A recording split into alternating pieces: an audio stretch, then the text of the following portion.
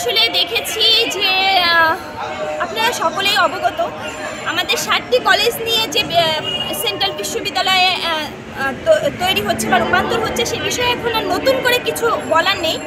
আজকে আমাদের যে কর্মসূচিটি ছিল সেটি হচ্ছে অন্তর্বর্তীকালীন প্রশাসন ঘোষণা, অধ্যাদেশ জারি, নতুন ভর্তি কার্যক্রম 24-25 সেশনের এবং একাডেমিক সকল কার্যক্রম, একাডেমিক ক্যালেন্ডার সহ সকল কার্যক্রম যাতে যথাসময়ে শুরু হয় সে বিষয়টি আসলে উত্থাপন করার জন্য আমাদের আরও কিছুদিন আগে আমাদের অন্তর্বর্তীকালীন প্রশাসন ঘোষণা হওয়ার কথা ছিল, কিন্তু আমলাতান্ত্রিক জটিলতার কারণে আসলে আমাদের এই অন্তর্বর্তীকালীন প্রশাসনটা ঘোষণা হয়নি, যার কারণে আমাদের শিক্ষার্থীদের অনেক সমস্যায় পড়তে হচ্ছে, অনেক সমস্যাগ্রস্ত হচ্ছি আমরা।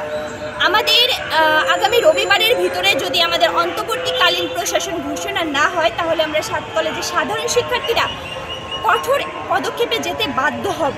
সেই পদক্ষেপটা কি হবে সেটা আমরা যথাসময়ে জানিয়ে দেব। আমরা আশাবাদী যে আমাদের আর রাস্তায় নামতে হবে না, আমরা সকলেই পড়ার টেবিলে ফিরে গিয়েছি। আমরা সেই পড়ার টেবিল ছেড়ে আমরা রাস্তায় নামতে চাচ্ছি না। দেশের এবং দেশের জনগণের কোনো রকম ক্ষতি হোক আমরা সেটা চাই না। আমরা আশা করব যে এই রবিবারের ভিতরেই আমাদের অন্তর্বর্তীকালীন প্রশাসনটা ঘোষণা হয়ে যাবে, ঠিক আছে, এবং আমাদের 30 কার্য দিবসের ভিতরে অধ্যাদেশটা জারি হবে। দেখুন, সংবিধানের ধারা অনুযায়ী আসলে যে একটা অধ্যাদেশ জারি হতে 30 দিনের বেশি কর্মদিবস লাগার কথা না। আমরা যতটুকু জানি বা জেনেছি সেই জায়গা থেকে 30 কর্মদিবসের ভিতরেই আমাদের অধ্যাদেশ জারি করতেই হবে। আমরা রাষ্ট্রের কথা ভেবেই এই সিদ্ধান্ত নিয়েছি। আমরা যদি হঠকারী সিদ্ধান্ত নিতাম তাহলে পূর্বেও আপনারা দেখেছেন 7 কলেজের সাধারণ শিক্ষার্থীরা কখনো হঠকারী সিদ্ধান্ত নেয় না।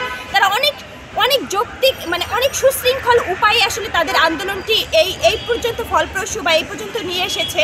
সুতরাং আমরা আশা করছি যে আমাদের রবিবারের পরবর্তী সময়ে কোনো কঠিন পদক্ষেপে যেতে হবে না। রবিবারেই আমাদের অন্তর্বর্তীকালীন প্রশাসন ঘোষণা হয়ে যাবে, আমরা আশাবাদী। আর যদি না ঘোষণা হয় তাহলে আসলে আমাদের আর কিছু করার থাকবে না। আমরা ওই যে বললাম, রাষ্ট্রের জনগণ যাতে ক্ষতিগ্রস্ত হয় সে বিষয়ের দিকে আমরা যাব না। আমরা অবশ্যই যে সকল জায়গা থেকে স্টেক হোল্ডারদের থেকে আমাদের সমস্যাটার সৃষ্টি হচ্ছে আমরা সেই দিকে অভিমুখেই আমরা যা করার করব।